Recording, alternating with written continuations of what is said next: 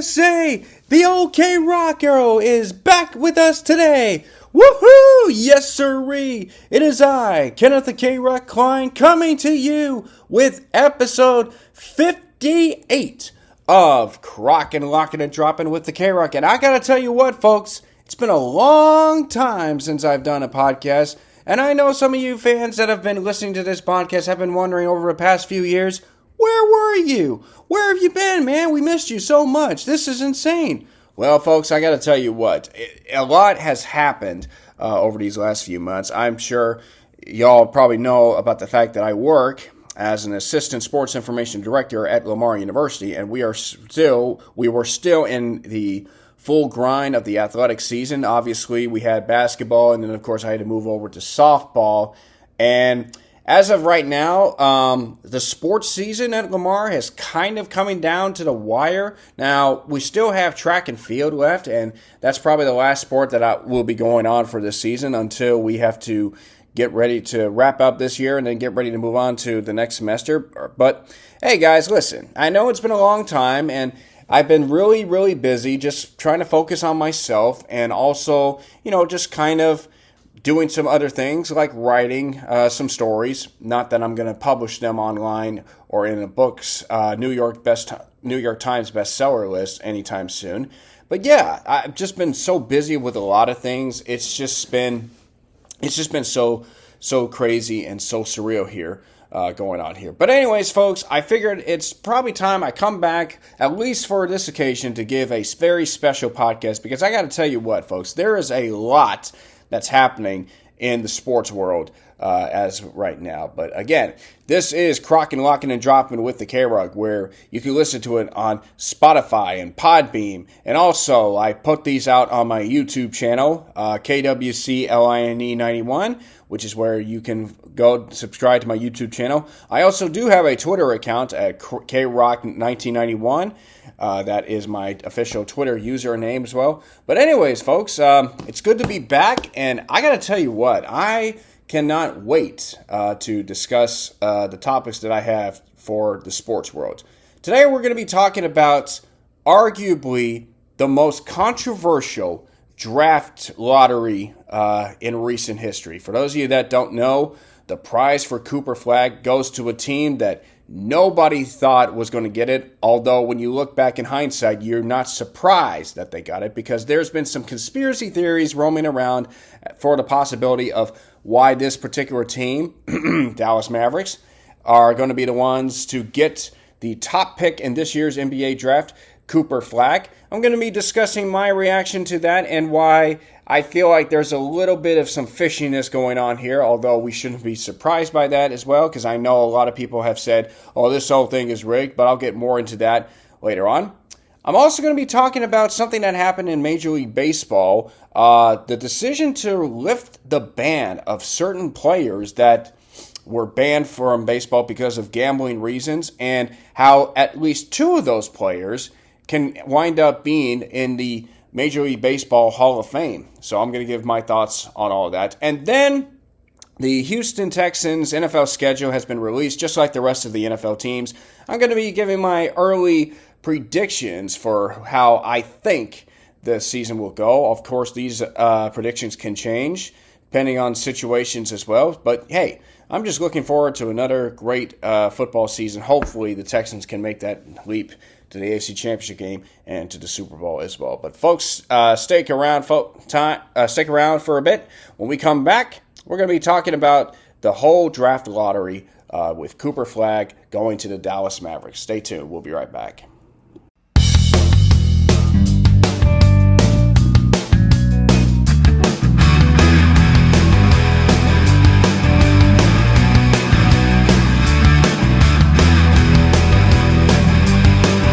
So the last couple of weeks as a Houston sports fan have kind of, I don't want to say have been bad, but they haven't quite gone the way that, you would like. I mean, you got the Astros that are currently going through an up and down year where they win every other game just as much as they lose every other game. And it's almost like, when are they going to start getting going? I mean, I know it's like middle of May, and, you want to be playing your best ball at the end of the season, but, it's like, can you guys really start putting together like some winning streaks? Like, I feel like you need to have like a couple of 10-game winning streaks, maybe 115 or so. I mean, look, it's obviously an interesting season how that plays itself out. But, while that's been going on, you had the Rockets, who, of course, were in the playoffs. And, yeah, they lost to the Warriors again, which, look, I'll be real honest. I didn't think the Rockets were going to beat the Warriors in the playoffs, not because the Warriors own us, okay? Like, I get it. I mean, you lose 5 times to the same team in the process. I mean, it's almost as like the Bills losing multiple times to the Chiefs just as much as it was the Yankees losing multiple times to the Astros and everything. But I wasn't picking the Rockets to win the series just because they didn't have that experience. They needed to get that experience. And, they got themselves down 3-1, and you're thinking, okay, well, Golden State's kind of giving them a lesson or so. But then the Rockets battled back. They took it to Game 7, and I think they just ran out of momentum. And certainly they were missing a lot of key players. Like, they need a scorer. Jalen Green hasn't quite been the player that he was or has proven to be. He's been very inconsistent at times. And now you have a situation where the Rockets are looking to possibly figure out, okay, we got some players that we can keep, but we got some players we might need to look at. What are we going to do as far as the offseason is concerned? And there's obviously talks about whether they're going to trade for a player like Kevin Durant or Giannis or Devin Booker, which, I mean, if you had to ask me who I would want of the 3, I probably might have to give a slight edge to Devin Booker just because, he can be a scorer. But he didn't really, he had his struggles in Phoenix the last couple of years. Now, whether that's because the Suns were a bad team or maybe teams were starting to figure out how to guard him and everything, that's something that is kind of a question mark. So I think it's definitely going to be interesting for how the Rockets offseason is going to be. But one of the things that I was curious about is where they were going to be drafting, the Rockets were, for this upcoming NBA draft lottery. Because the last few seasons, the Rockets have really been in the top 4. They haven't won the number 1 pick, but the last few years they've been picking 2nd, 3rd, 4th, 3rd, and all that. And you're thinking to yourself, okay, well, maybe where are the Rockets going to pick? You're hoping they get at least a good pick. Well, unfortunately, they're going to be picking 10th, which is not a great position because you obviously have the most of the players, the bulk of the players that have been picked in that draft would probably more than likely be taken away at that time. But, it's one of those things that's really disappointing in a sense. Now, obviously, I was curious about the NBA draft lottery because the player that everyone was talking about that was going to be taken was Cooper Flagg. And Cooper Flagg, for those of you that don't know, he is a former forward for Duke University. He led the Blue Devils to the Final Four and would have gone to the national championship. As a matter of fact, he was about a minute away from making it to the national championship game when Houston came back and beat them, the Houston Cougars, that is. Houston came back to beat Duke, pulled off a great comeback. Of course, the Cougars ended up losing to Florida in the national title game, which I think the Cougars will get a national championship eventually, but it's probably going to take some time. All that being said, Cooper Flagg, even though as a freshman, he was going to come out and go to the NBA, and right now everyone was obviously preying upon the idea that he was going to join their team. Now, I didn't think the Rockets were going to get Cooper Flagg, although that would have been real nice to see. But I was interested to see who was it going to be. Now, the one team I didn't want him to go to were the Spurs, because if you paired Cooper Flagg with Victor Wembanyama, that is like a 2.0 version of what San Antonio had with David Robinson and Tim Duncan, 2 guys that really dominated and helped spark the Spurs to the dynasty years that they had, at least. And that was, I think, what everyone was kind of concerned about, because if he had gone to the Spurs, then the whole league was in trouble. Well, the Spurs ended up getting the 2nd pick in the NBA draft. However, the team that ended up getting the number 1 pick and the rights for Cooper Flagg are, I can't believe I'm saying this, the Dallas Mavericks.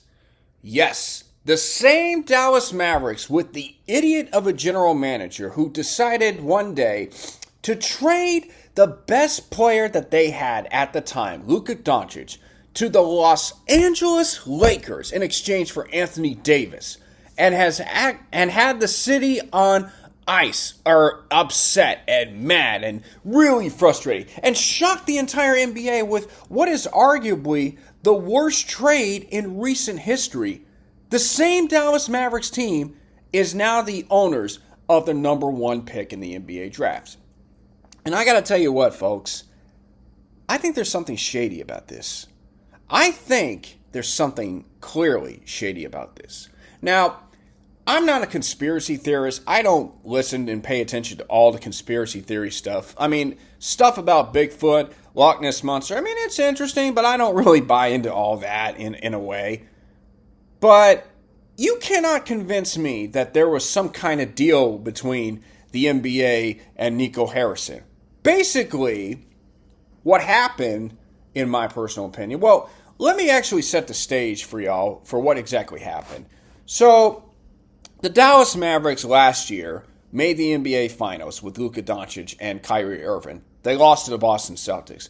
But everyone was thinking, okay, the Mavericks are going to be a really good team. You know, they can be contenders with Luka and Kyrie. Now, of course, there have been some concerns about Luka's work ethic in a sense, but everyone's like, oh, it's okay, no big deal. Well, Luka, unfortunately, is hurt near the beginning of the season, and the Mavericks kind of go through this bit of an up and down year where they're not really playing as well. Kyrie's doing all he can, but it's not working out well because Luka isn't there. And you're thinking to yourself, okay, I mean, Luka Doncic, the Mavericks are struggling and all that, and yeah, there are questions that Luka Doncic, you know, about his work ethic and everything, but he's the franchise, he's the Mavericks, he can't possibly be thinking about going somewhere else. And then out of the blue, I want to say it was in February, did we have the infamous trade where Luka Doncic goes to the Lakers in exchange for Anthony Davis. And of course, this was a trade that shocked everybody because there was not a single rumor that this trade was going to happen. It just literally came out of nowhere. There was no time to process the idea that, hey, this was probably going to happen. No, it literally was just like a bomb that had just gone off. And everybody was shocked. I was shocked. I couldn't believe it because I really thought Luka Doncic was going to stay in Dallas for a while there. And the fact that he goes to the Lakers of all teams, like, I mean, he's joining LeBron James, and I mean, I can understand why the Lakers, you know, did this because they're thinking, hey, LeBron James is going to retire. We got to maintain our poise, you know, and be steady. And if we get Luka Doncic, he can help us get back to the promised land. And to be fair, Luka Doncic was a big help to the Lakers. They climbed back out from the bottom part of the play-in tournament all the way to the number 3 seed. Now, of course, in what is now becoming a common trend as 28-3, people were saying Lakers in 5, Lakers in 5, Lakers in 5, as in the Lakers were going to win the series against Minnesota in 5 games. And, well, what do you know? The Timberwolves upset them in 5 games, and the Lakers are sitting out of the playoffs as well. So, all that happens, but the Mavericks, they struggle for the rest of the year, and now all of a sudden they get a number 1 pick. And this is really shocking because you had to wonder if there was some shady deal that took place between the NBA and the Dallas Mavericks. I think the theory is that Nico Harrison told Commissioner Silver that, hey, look, I got to do something. Like, if I were to pull this trade off, I don't want to be left empty-handed. Yes, I know I'm going to be getting Anthony Davis, who's a great player when he's healthy, but I don't want to be left empty-handed because either way, I'm going to be the brunt of the jokes. I'm going to be the loser of this deal. Obviously, I'm always going to feel like the loser of this deal, but I need something in return to promise me that I can at least have a chance to keep the franchise afloat and maybe possibly save my reputation. And Commissioner Silver thinks about it and says, okay, Nico, here's the deal. You make this trade, give the Lakers Luka Doncic, they'll give you Anthony Davis back. We will assure you that you will get the number 1 pick in this year's NBA draft. And that's probably how I think everybody views that. I'm sure y'all have a different opinion on how it all went down, but there's just really no other explanation needed. I feel like it's a shady thing. And many people are saying, well, the draft lottery is so rigged. Like, I mean, this is not the first time that the draft lottery has allegedly been rigged. I mean, there have been a couple of cases like that. But you cannot convince me that this was not the first draft lottery where I felt like it didn't make sense to rig it unless there was a deal in place. And that's what I think a lot of people are saying, and I think there was a deal in place. I mean, they're not going to come out and say, hey, we made this deal and everything. Like, they're not going to do that, but you just have to know that there was something that happened there. And now, as a result, Cooper Flag is going to go to the Dallas Mavericks, arguably. And right now, if you're a Dallas basketball fan, you have to be feeling good because you just had the number 1 pick in the WNBA in Paige Buchers, or if I get her name wrong, I apologize. But the player from UConn that just won a national championship over South Carolina. And now you're getting Cooper Flag, who was the best college basketball player coming out of the draft. I mean, it's crazy. Now, some people are saying, well, wait a minute now. The Mavericks haven't made the draft, haven't picked Cooper Flag. And there's a possibility that they might not even take him. They might actually use him, the number 1 pick, to trade up to get a player like a Giannis or somebody else to really help them out, potentially get themselves back to title contention, which would really get a lot of Mavericks fans excited. But look, if I have the number 1 pick, unless the player in question was somebody that I don't feel I need, like if the player that's number 1 is not a once-in-a-generation type player, then I would say I wouldn't need him. Then I would trade the pick. But either way, for the most part, I'm not trading the number 1 pick. If Cooper Flag's there, I'm taking him. That's the way I look at it. And, I mean, for Mavericks fans, they're very happy. They finally have something to cheer about after a while. Does it necessarily mean that Nico Harrison's on their good side now? No, he's not going to be on their good side unless he does something to bring them a championship. But then again, what if they win a championship, but what if they're not in Dallas? There's been talk that they could be possibly relocating in a couple of years to Vegas because the new owners of the team are Vegas casino folks. And they've wanted for a number of years to try to bring casinos into the Lone Star State. And, of course, Texas is not the place where you have casinos. You can't do that. Like, I mean, Louisiana, Vegas, and all that. So there's been some rumors that all this means that the Mavericks will be going to Las Vegas in a couple of years. Now, I don't know if that's going to happen. I don't think it will. But if it does happen, hey, I'd be all for it because that's one less Dallas team I have to worry about for a few years until they eventually get another team. But in all seriousness, I mean, this is an opportunity for the Mavericks to take advantage. I mean, look, I don't hate Cooper Flag. I don't hate him. He's a great player. I mean, he's a tremendous guy. Do I think he'll be an elite player that people are possibly building him up to be? I don't think he's going to be the most elite player out there. I mean, he's probably going to be the best player in this upcoming draft class, but I don't know if I can see him being on the same par of what players like Larry Bird, Dirk Nowitzki, Kobe, and just thinking about some of the great players, Tim Duncan for that matter, post players like him, guys around his size and everything. I don't think he's going to be an elite player. Now, he'll probably be an all-star. I can see him being in the all-star game a couple of times, but from immediate first reaction, good player, could be great, but I don't think he'll be elite. And I'm not saying he'll be a bust.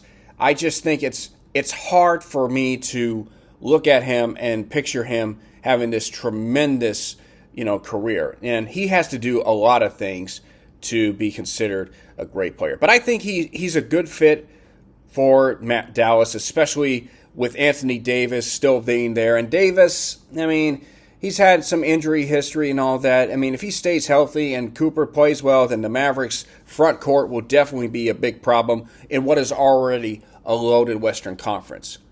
But look, no matter what happens to Cooper Flag, the reputation, the story will always be about the controversial draft lottery.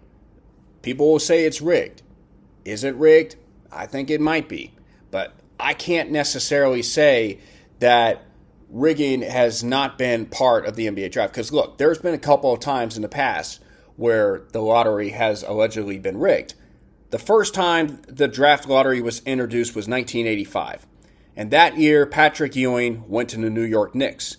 Now, there was clear evidence that the lottery was rigged. Because back in those days, you actually saw the machine, the machine like spinning around all the envelopes that contained the logos of the teams inside them as well. And that's another thing. Let me take a sidestep here. That's another thing. Why are we having a draft lottery when we're not seeing the balls in the machine going around and then out popping the number combinations? Why are we not seeing that? Why is all that stuff behind the scenes? I think it's absolutely ridiculous. Fans are being very wary about what's going on behind the scenes. The NBA is not really giving access to the draft lottery. Why should we trust the NBA being very honest and fair when we have all these suggestions to say that this whole thing is rigged and everything? Why are we having that discussion? Why don't we just see the draft lottery live? Why wait till after the fact to put out a video showing how it all happened? I think it's absolutely ridiculous. The NBA is hurting itself by not giving fans a fair, honest evaluation of how it should work. If you want the draft lottery to work, give everybody a reason to watch it. You saw that in the early days. Back in '85 when Commissioner David Stern was, putting all the envelopes in with the letters, and before you know it, he spanks one of the letters. Or actually, it wasn't him. It was somebody else that was doing that. They were putting all the envelopes in the machine, and one of the envelopes banged off the side of the glass ball, and that was the one that contained the envelope of the New York Knicks. And of course, David Stern, the commissioner then, watched it, and he just kept an eye on that envelope, waited for, the moment when it stopped, so that way he could try to pick it up in a way that wasn't seen as obvious that, hey, he was going after that one the entire time. Now, the thing, though, is that rigging made more sense than this particular rigging. Because the NBA at that time needed a marquee name, a marquee player to go to a marquee city. Because at that time, the NBA was still kind of recovering from all this stuff about the drug scandals and everything else. And look, Larry Bird and Magic Johnson were there. They were dominating the NBA. Michael Jordan had just completed his rookie year, and he was about to take the league by storm in the next few years. But the NBA needed to do something to propel itself back to a higher level after going through a very dark period with all this the stuff with the drugs situation, as well as the rivalry with the ABA and everything. And the ratings for the NBA in the previous NBA finals were tremendous with Bird and Magic. But they needed to have a marquee name, like a player go to a big time city. And Patrick Ewing did that. So I don't blame the NBA for doing the rigging at that time. I do, however, say that this rigging, if it is a rig, and I know most people would probably say, well, it's not rigged and this and that. No, a lot of people are going to say it's rigged, and I'm not a conspiracy theorist, but I think there was something very shady about this. This rigging had no business making sense, more so than the previous ones. There is no way that the Dallas Mavericks basically sold their souls by trading away their best player to get a couple players in return, then promising or saying, look, we'll do this, but we need to have the number one pick in return. It's just ridiculous. And that's the thing that just really, thinking about it now, it just doesn't make a whole lot of sense. Like, if I'm a Mavericks fan, I'd say, yeah, we got the number one pick, but look, there's something kind of fishy here, okay? But either way, the Mavericks will have the number one pick as well. And here's one other thing that's bothering me. Like, in the last few years, a generational talent, Victor Wembanyama, is available to be drafted at number one, and the San Antonio Spurs win the draft lottery. The Dallas Mavericks get Cooper Flag, who is expected to be a generational talent as well. Let me remind you, NBA, there are 3 teams in Texas. The Dallas Mavericks, the San Antonio Spurs, and my Houston Rockets, who, by the way, have not won an NBA draft lottery since 2002 when they selected Yao Ming. That just shows you how good and consistent the Rockets have been in the playoffs. But the last few years, they have not been able to win the draft lottery. And I'm not saying that the Rockets should go out and lose this season on purpose, like have a bad season so they can get a chance. I'm just saying, if there is a generational talent, and if the Rockets have a bad season but are a contender to win the draft lottery, you better damn well give Houston the number one draft pick. Because trust me, it's going to be beneficial. It's going to work out well. But, yeah, I mean, there's that. I would like a number one draft pick for the Rockets, and I certainly want them to win 3 championships in a row, which will take a while, but hey, it can happen. But anyways, that's just my grievance on the whole deal with the Dallas Mavericks getting the number one draft pick. And I know some of my friends are Mavericks fans, and they're happy, and I'm sure if you ask them, there may be some stuff going on behind the scenes, but after what they had to endure this past season, I mean, you can't really blame them for feeling excited about this opportunity. Does that mean they probably like Nico Harrison? I got to remember, Harrison, bad Nico. Nico Collins, good Nico, Bad Nico is Nico Harrison. Do they like bad Nico Harrison? I don't think they do, but we'll wait and see how everything pans out. All right, folks, we're going to step aside real fast. When we come back, we're going to be talking about Major League Baseball's decision to remove the ban of some of the players that were banned from gambling and how there could be a possibility that the Hall of Fame adds at least a few of them. Stay tuned. We'll be right back.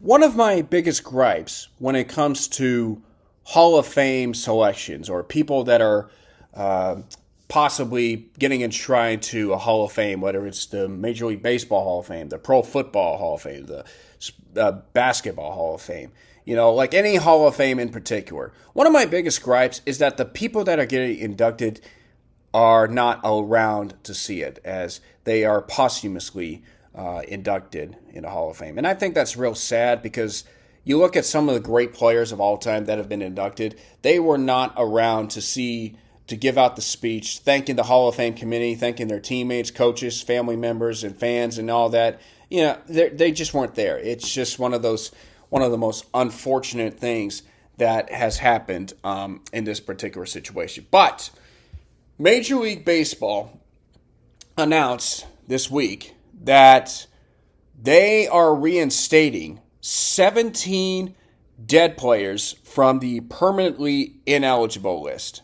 For those of you that were wondering about that, this is a list of Major League players or others that have been found guilty of misconduct, such as attempting to throw games, bribe players or umpires, or even bet on games, or convicted of crimes that involve moral turpitude. Basically, if you do any of these things, you're on the list, which means you are not eligible to appear in the Pro Baseball Hall of Fame as well. Now, Major League Commissioner Rob Manfred, who, let's just be real honest, has not been the best of commissioners, made the announcement on Tuesday that he was going to reinstate all the 17 dead players from the permanently ineligible list. Now, of course, the big names for this list involved Pete Rose, who is the game's all-time hit leader, and who for many years really thought that he should be to Hall of Fame, but had been convicted of betting on baseball. And yet, for many years afterwards, he lied about his time. He lied about betting on baseball for a number of years until in 2004 he ultimately said, yes, I did do it and I was wrong. Now, he's one of the big names on there. Another player that, of course, is on there, Shoeless Joe Jackson, who was one of the 8 Chicago White Sox players that were banned from baseball after allegedly throwing the 1919 World Series, which is arguably baseball's biggest scandal, and I think it's the biggest scandal of all time. I'll probably get into little details of why I feel that is the case in everything compared to the recent scandals that have happened in all of baseball as well. But anyway, you have other players, Eddie Cicotte, Happy Felch, Chick Gando, Fred McMullen, Swede Risberg, Buck Weaver, Lefty Williams, Joe Gideon, Gene Paulette, Benny Koff, Lee McGee, Phil Douglas, Cozy Dolan, Jimmy O'Connell, and William Cox all were reinstated. Now, not every one of those players were involved in that Black Sox scandal, but just to give you a list of names of all of those who were reinstated. Now, I had a conversation about this with my dad and my brother, and we were talking about why this was possibly happening, like why now in particular. And a couple of things, that stood out. Of course, there was obviously some political pressure from President Donald Trump, who felt that Pete Rose deserved to be in there. And I know that for many years, fans believed that, yeah, Pete Rose did something that was wrong, but he really should be in the Hall of Fame, regardless of how you think about that as well. But in essence, one of the things that my brother said that I thought was really, really interesting was that he was convinced that they are doing this now because the next 2 playoff classes are awful before the Pujols year. And I think he might have a legitimate point, because when you look at the Hall of Fame ballots for 2026, in a sense, I mean, the classes is just insane. I mean, of course, players like Carlos Beltran, who, in my opinion, should be a Hall of Famer. You have Andrew Jones, who should be a Hall of Famer, though this is his 9th year. Chase Utley, he's in his 3rd year. Then you have Alex Rodriguez, who will be in his 5th year, but he's got a stipulation attached to him as far as his ties to steroids and everything. Then you look at all these other players. Andy Pettitte, who I personally believe should be in, even though that's more than likely not going to happen. And then David Wright, I mean, Mr. Met, he should be in a Hall of Fame. And, I mean, he probably might get in the next couple of years. Same thing with Torrey Hunter, perhaps. I mean, Torrey Hunter was a great Gold Glove center fielder for the Minnesota Twins for a while there. But, yeah, you look at all the names of the players. I mean, perhaps it's possible that the next few classes are not going to be as strong as the last few in a way, until Albert Pujols comes along, and that will be something to keep an eye on as well. So one of the reasons, of course, why I think Commissioner Manfred decided to do this is to make the Hall of Fame classes really strong in a way. But with that being said, you look at the names of the players that have been reinstated, and I'm looking at all these guys, looking at all their stats, and I can honestly say that at least 3 players should be inducted to the Hall of Fame. Now, again, it doesn't necessarily guarantee that just because you're reinstated doesn't mean you're going to get in. It doesn't mean that. But I think 3 of these guys should at least be in a Hall of Famer. Now, one guy that I think should have gotten in, or at least I talked about with my brother, was Buck Weaver. Now, Buck Weaver was the 3rd baseman for the Chicago White Sox during the 1919 World Series. His crime was that he knew about it, he was in the meetings, but he didn't report it to anybody.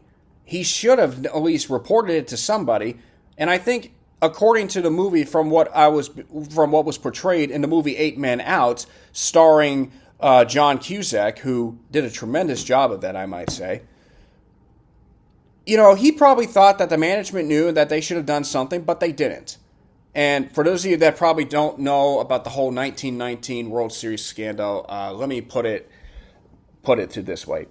The White Sox that year were a very good team. They had won a championship 2 years prior, but there was a lot of friction on that team. They didn't really have a great cohesive unit in the ball club. And all of the players, there were some friction, different groups of players on the team, but all of them had one common enemy, and that was their owner, Charles Kaminsky. And Charles Kaminsky was a rich owner who rarely paid his players amount. Like, he was a cheap owner. And supposedly the players, some of the White Sox decided to get together with gamblers, telling them, hey, if we were to, let's say, throw the World Series, lose it on purpose, we should get paid the amount. So they basically told the gamblers, okay, we'll do that and everything. And the gamble was on. And 8 players, of course, were indicted or were alleged to have been linked to this scandal, and all 8 of these players were banned. Buck Weaver's situation was that he didn't throw the World Series, but he didn't tell anybody that about this, and therefore he got banned along with it as well. But when you look at his career, he had 324 that year in that World Series with 4 doubles and a triple in the 8 games played. He also was a 333 hitter in the 1917 World Series title. However, when you look, I thought he always should have gotten in, but one of the things that hurts him is the fact that he only played 9 seasons, and he was a career 272 hitter who had about over 1,300 career hits, and a lot of times you don't see players in a Hall of Fame that played 9 seasons with that numbers and all that, and I can understand why. I personally think he should go in, but I don't think everyone else is willing to go with that argument, so therefore I don't, he might not be in, but I personally think he should be in the Hall of Fame, even if it's, the numbers just weren't there. Now, of course, the great Shoeless Joe Jackson, who hit .356 in parts of 13 seasons, had a .423 on-base percentage and a .517 slugging percentage. The guy, the only players, he's ranked 13th in OPS, and the only players that are either active or not currently in the Hall of Fame are Aaron Judge and Mike Trout, and of course Barry Bonds, but Bonds was tied to the steroids, the PEDs. And, the fact of the matter is, Shoeless Joe Jackson was involved. Well, he was supposedly in the meetings. He said he would do it, but he really didn't know what he was doing because he was actually illiterate. And when you look at that World Series in 1919, he hit the only home run in that World Series. And he was really the best player on the White Sox during that time. And it's just a real shame how his career ended up being. But, when you look at his career, he finished with 1,772 hits, 307 doubles, 168 triples, 54 homers, 792 RBIs, 873 runs, and 202 stolen bases. Now, personally, he would have gotten over 2,000 hits. I don't know if he would have made the 3,000 mark, but I certainly think he would have had at least a good chance of getting maybe close to 2,500, which is Hall of Fame worthy numbers. But the fact that he's one of the best players of all time, arguably, and yet he was linked to this is just unfortunate. And I'll tell you this, he was actually linked in a trade to the Boston Red Sox. However, he was supposed to be traded to the Red Sox with Babe Ruth. When Ruth was about to be traded to the New York Yankees, there was also a deal in place where, Ruth could have gone to the Chicago White Sox in exchange for Joe Jackson. That was because the owner, Harry Frazee, at the time for the Red Sox, was really limited on which teams he could trade Babe Ruth to because of a frictious relationship with the American League president, Ban Johnson, who really didn't like Harry Frazee at all. But obviously, Jackson got banned because of that, and as a result, Harry Frazee made the right deal, but that's another case for another matter. So, in my personal opinion, of the two players that were involved in the Black Sox scandal, I do think that Joe Jackson should be in, and I also do think that Buck Weaver should be in what is arguably the worst scandal in Major League Baseball history. Now, I say that is the worst scandal because even though my team did get themselves caught up in a situation where they tried to take some signs, but look, everybody was taking signs, okay? Their only mistake was that they just got caught. And yes, it did lead to a championship, which I will still say, arguably, it didn't really help them out. Like, it didn't necessarily, the numbers at home were not as good as the numbers on the road for that season. And that's why I'm just going to stick it to that. Now, of course, the World Series in 2017 went 7 games, and it would have been a bigger problem. The whole thing would have been a bigger problem if the series had been won in 5 games, but it wasn't.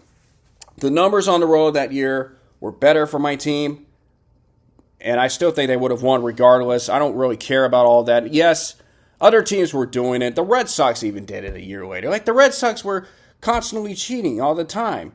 You know, the Apple Watch thing, and then, of course, they got caught up in that whole situation, and they got fined. Their manager, Alex Cora, got suspended for some time. Of course, he's since been brought back, which obviously, it's been the best of both worlds for him either way. But, look, the reason why I think the 1919 World Series was worse than the most recent scandal, and even the steroids, there was money involved. There was the purity of the game had been taken slightly. And, of course, the White Sox weren't even trying to win. And you got linked up with gamblers. And if you gamble, which is one of the biggest no-nos out there, then you're going to get caught up and you're going to get banned either way. That's the thing. But that's just my thought process on that, and I'll stick to it. Then, of course, we have Pete Rose, who is arguably the most famous out of all the players that were reinstated. There's no question Rose is one of the all-time greats. 4,256 career hits, the most in Major League Baseball history. 746 doubles, second all-time. 2,165 runs, 6th in history. He was not a power hitter, but he's 9th in total bases. He's an MVP, Rookie of the Year, 3 batting title champion, 2 Gold Glover, Silver Slugger winner. He won 3 World Series, was a World Series MVP, 17-time All-Star, and he finished his career as a .303 hitter and was a member of one of the greatest dynasties in baseball history, the Big Red Machine, with Joe Morgan, Johnny Bench, and all that. Now, Pete Rose was a Hall of Fame player. However, what happened off the field was a different story, because Pete Rose did make some bets on Major League Baseball, and there have been some stories that he actually betted on his own team, which, quite frankly, you can say either way. But what hurt Pete Rose was that he, for a number of years, lied about the fact that he betted on baseball. And, of course, that got him in some serious trouble. Because it was like around 1989 when there had been an investigation in that situation. Pete Rose decided that he was going to be placed on a permanently ineligible list in 1989. And that was probably the worst thing to happen to him, because 2 years later, the Hall of Fame had passed a rule that stated that those on the permanently ineligible list were not eligible for election into the Hall of Fame. That's why Pete Rose, for a number of years, had not appeared on Hall of Fame ballots. If he had not been permanently ineligible, or if he had not done that, he probably would have waited a while to be considered for a Hall of Fame, but I think he would have at least gotten in, at least when he was alive. And it was so frustrating that, Pete Rose, for a number of years, tried to apply for reinstatement, but was kept denied. And now that, unfortunately, he has since passed away, Major League Baseball decided to permanently reinstate him. this is why I have a big gripe with Major League Baseball and with any Hall of Fame. Players should be allowed to see themselves in the Hall of Fame. Now, if it was a situation where, let's say, whether you believe in God, whether you believe in heaven, you might think, hey, up above in heaven, the Lord calls up Pete Rose and says, hey, Pete, just want to let you know, you're going to be inducted into the Major League Baseball Hall of Fame. Well, not quite yet, but you have been readmitted into baseball, which means you could be eligible for the Major League Baseball Hall of Fame. And by the way, the Hall of Fame voting for them might be as early as 2027, 28, depending on, how everything plays itself out. So, of course, that's disappointing. Pete Rose should have been in the Hall of Fame. Look, I get it. He made a bad decision. He made a bad mistake. But ultimately, you know what? You could just say, look, Pete Rose will be banned for baseball for, let's say, 5 to 10 years. After 10 years, he gets reinstated, and then give him another 3 years or so before he's eligible for the Hall of Fame ballot. And guess what? Pete Rose gets inducted to the Hall of Fame. Now, he might not be a first ballot Hall of Famer, but he probably would get in his second or third attempt, depending on, how the voters feel. So, obviously, Major League Baseball making a big step, reinstating the players that were on the permanently ineligible list, which, look, there's going to be a lot of people that are going to be banned, whether it's for throwing games or betting on games and all that, and that should be there. But the reality is, you know what? A guy makes a mistake, he should be punished, but I don't think you should punish him for keeping him out of the Hall of Fame. I don't think there was any question that Pete Rose was not going to stay on the list for a long time. I think he was going to get in eventually. It's just unfortunate that he is not there to watch his or give out a speech. But yeah, so I'm very happy about it, although it's kind of bittersweet. I do think that if Pete Rose does get into the Hall of Fame, which I hope he does, then it would be a perfect closure to have one of the game's greatest players of all time. Now, of course, there are other athletes that I do think should be in a Hall of Fame. Obviously, Roger Clemens and Barry Bonds. I know they've been linked to PEDs and everything, but you know what? Those guys were really great. I think baseball needs to get their heads out of their you-know-whats and just start and just come to the realization that, look, without those guys, we wouldn't have had fans. Those guys were tremendous pitchers and, home run hitters and everything. Like Barry Bonds was probably the most exciting home run hitter in the modern game. Ken Griffey Jr., you could say was a home run hitter, but he was more than just that. He was a gold glover. He could run, he could throw, he could play defense, he could do all that. Barry Bonds, he just hits home runs, and he was a big, strong power hitter, guy that won MVP. And I think it's real sad that we're not looking at Barry Bonds as a Hall of Fame player, because trust me, PEDs or not, he was a Hall of Fame player. Just like, Beltran, who I have a bit of a love-hate relationship with him at this point. I think he should be in a Hall of Fame just as much as I think Roger Clemens should be in a Hall of Fame. And I guarantee you damn well that Jose Altuve will be in a Hall of Fame, even if fans will have a hard time. At some point, you're going to have to forgive him. You're going to have to talk about him in a positive light. Because trust me, there was evidence to suggest that he was not involved in all that. But maybe that's just me rambling on. Maybe I'm just wanting to get my thoughts about all this out of the way. Either way, I'm just glad to know that baseball is taking a big step, even if it's a little late for that. And folks, we're about to close out my podcast, but when we come back, I am going to be talking about the schedule for the Houston Texans and my thoughts on what I think will happen for this upcoming season. It's my early predictions for the NFL schedule. So stay tuned, folks. We'll be right back.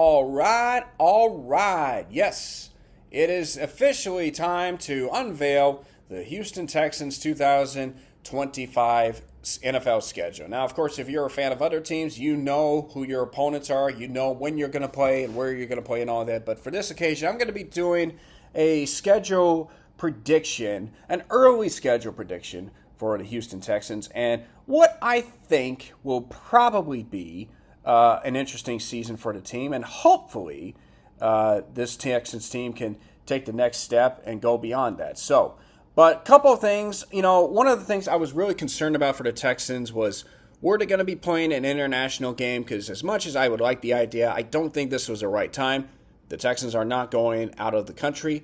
And were they going to be playing a holiday game, especially after the Christmas disaster from last year? The answer, of course, is no. I think the Texans will get another Christmas game in the future, but after last season, I think the NFL doesn't really trust the Texans to put up good numbers. But look, the offense for the Texans was just not that good. And listen, anytime you're playing Lamar Jackson and the Ravens, it's going to be a dogfight of a challenge. And it was definitely more than a dogfight. It was like Santa Claus had delivered more presents to the Ravens, and instead the bird food, the coal that he was supposed to give them actually went to the Texans, and it was burning hot, and they just never could get themselves ready. The only thing working for the Texans that game was Beyonce. So, yeah, that figures. Anyways, it's time now to unveil the schedule for the Houston Texans, and what I personally think will be an interesting season for them. So the Texans, of course, have 17 games,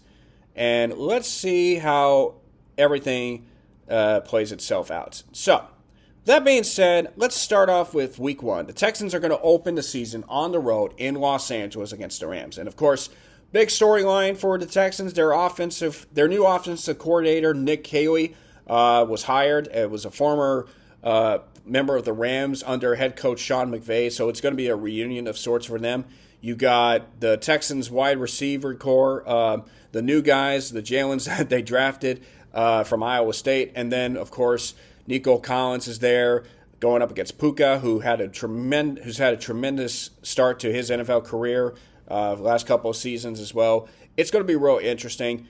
And, Matthew Stafford's still there. I think he'll be a very he's probably going to wind up possibly making it to the Hall of Fame, although it's going to be a close call for him. And it's going to be a real tough test. I think this is a good test for the Texans to start.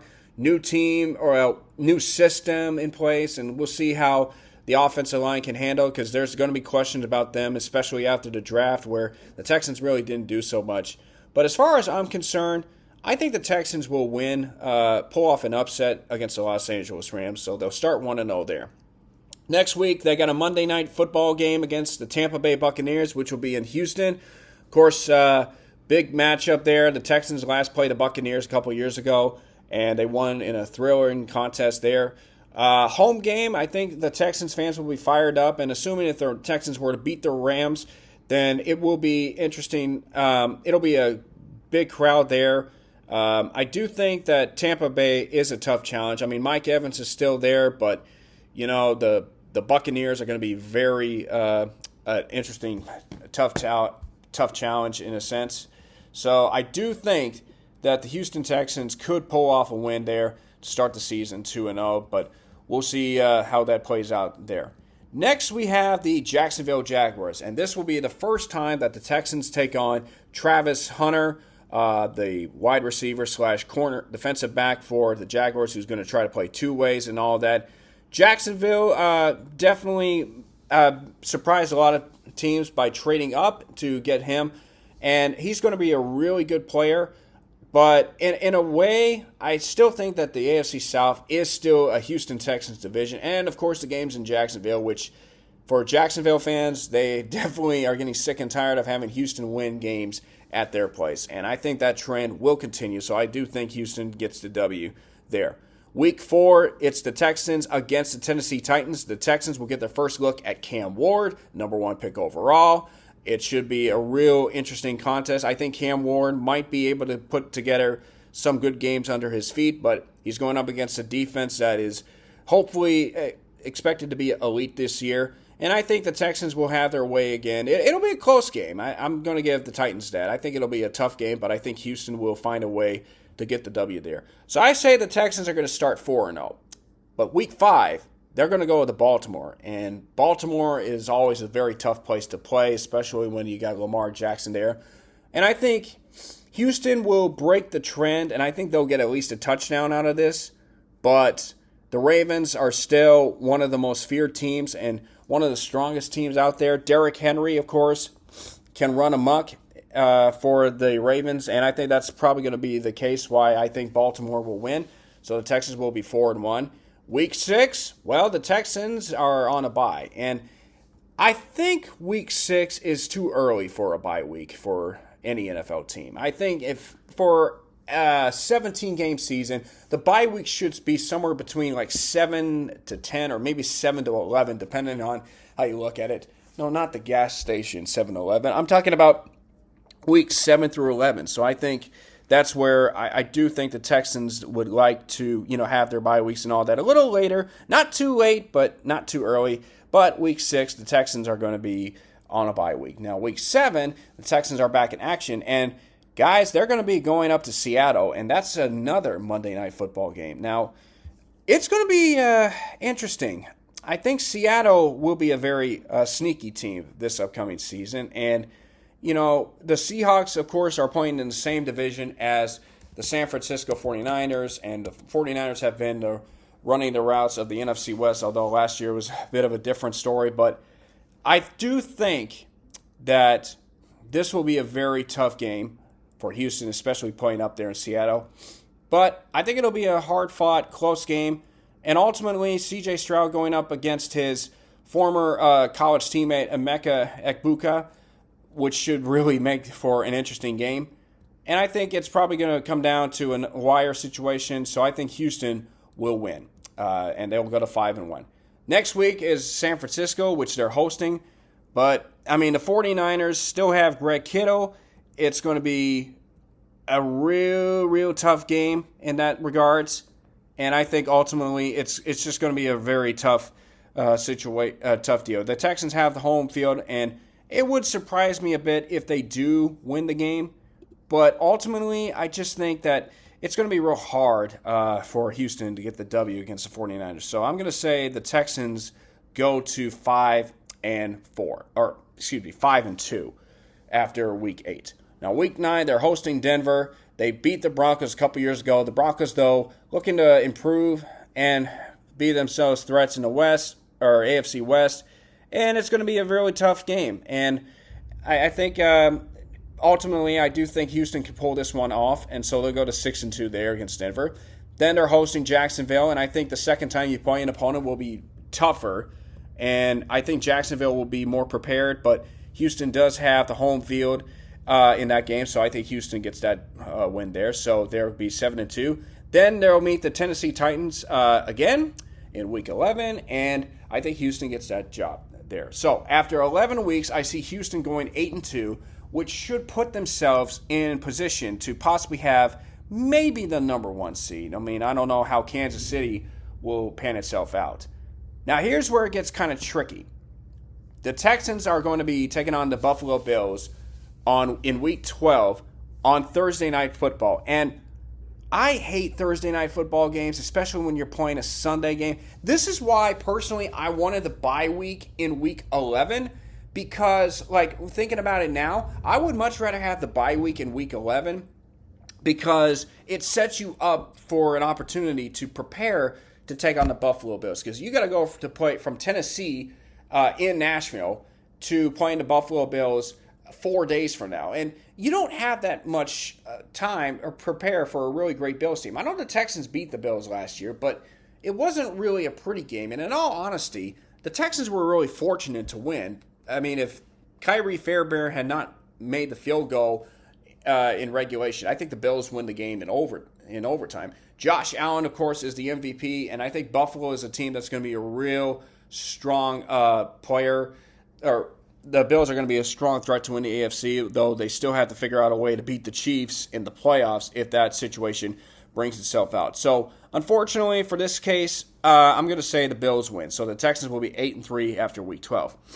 Houston then takes on Indianapolis and Indy, and you don't want to say it's going to be a 6-0 AFC South deal for the Texans. I wouldn't be surprised if it's 5-1. But for this occasion, I'm going to say the Texans are going to get the win over the Colts. So they'll be about 9-3. Then we got the Kansas City Chiefs on Sunday Night Football at KC. And Houston, I still would dream about beating Patrick Mahomes, but I want to beat him in the playoffs. I don't want to do it in the regular season. I mean, look, getting a win against the Chiefs in the regular season would be cool and all, but man, to be the team to finally beat the Chiefs, like, as far as I'm concerned, even though the Chiefs lost the Super Bowl, they're still the team to beat in the AFC. I would much rather see the Kansas City Chiefs lose to the Texans than have another heartbreaking loss in the Super Bowl, because that is just, that would be so amazing. I mean, the Bills have had a couple of great chances. They haven't been able to do that. Same thing to the Ravens, but, we'll see. I mean, it'll be a real tough match, a real tough game. So, yeah, go figure. But, man, for this occasion, though, I'm going to say that the Kansas City Chiefs will beat the Houston Texans. So the Texans will be 8-4. Then, or actually 9-4. Then the Texans got the Arizona Cardinals. I think the Cardinals could be a sneaky team, but I think the Texans should take care of business at home. They follow that up with a December 21st game at home against the Las Vegas Raiders, which I think will be a win there. The Raiders will be that'll be an interesting decision to see how that plays out. Then you got the Chargers, December 28th in LA. So this is kind of why I don't like the whole idea of them flying out to LA 2 different occasions, because I feel like the Texans should stay in LA after one game, after a game against the Rams, and then play the Chargers the next week. But, I mean, they did beat the Chargers in the playoffs last year. I think, the Jim Harbaugh will have the Chargers ready, and that should be a tough game for Houston. But ultimately, I do think the Texans should.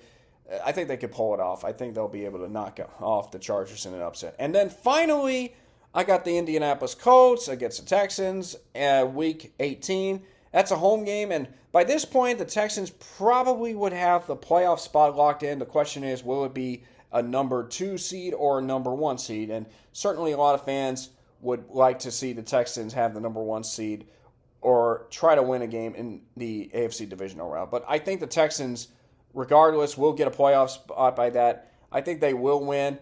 So we'll just have to wait and see how that itself plays out. So, yeah. So ultimately, I think the Texans will go 13-4, which should be good enough to possibly get the 2nd seed in the AFC, maybe 3rd. But, hey, I mean, it would be nice to finish with a top 2 record or in the AFC. Or, in fact, well, yeah, that's what I would hope for. So we'll see what happens there. It's a little early, and obviously you're going to need more time to process everything before you really get your predictions in there. So that's where we stand at. But hey, folks, it's good to be back. I'm hoping maybe to get another podcast out there real soon. Until then, you guys can subscribe to my YouTube channel, KWCLINE91, and then also to my Twitter account, KRock1991. Then, of course, Spotify, Podbean, that's where I'm going to post out all my these episodes here. Same thing with my YouTube channel. So, again, I hope you guys have yourselves a really great time, and I'm looking forward to possibly getting back on the air eventually so we can start talking about more sports in particular. Until then, hope you guys have yourselves a great time, and I'll see you next time on another episode of Krocking, Locking, and Dropping with the K-Rock.